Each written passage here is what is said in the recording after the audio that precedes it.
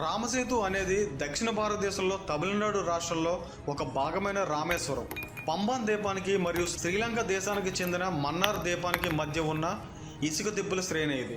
ఈ దిబ్బ ముఖ్యంగా ఇసుక మరియు సున్నపురాలను కలిగి ఉంటుంది. హిందూ మహాసముద్రంలో కొన్ని చోట్ల సుమారు 1.2 మీటర్ల లోతులో మునిగి ఉండే ఈ రామసేతు దిబ్బ యొక్క పొడవు 18 మైళ్ళు, అనగా 30 కిలోమీటర్లు అన్నమాట. ఈస్ట్ ఇండియా కంపెనీ వారు రామసేతుని ఆంగ్లంలో ఆడమ్స్ బ్రిడ్జ్ అని పిలిచేవారు. వాల్మీకి రాసిన రామాయణం ప్రకారం శ్రీరాముడు వానర సైన్యంతో ఈ వంతెన నిర్మించాడు. ఈ వారధిని పలు రకాల చెట్ల కాండాలతోనూ రాళ్లతోనూ నిర్మించారు. ఈ విధంగా వానరుల సహాయంతో లంకకు వారధిని నిర్మించారన్నమాట. ఈ వారధి కోసం శాస్త్రీయ కారణాలు వెతికే ప్రయత్నం చేశారు. రామసేతు దగ్గర కనిపించే రాళ్ళు లావాతో ఏర్పడే ప్యూమిస్ రాళ్ళని, అందుకే అవి నీటిలో తేలుతున్నాయని చాలామంది వాదించారు. కానీ ప్యూమిస్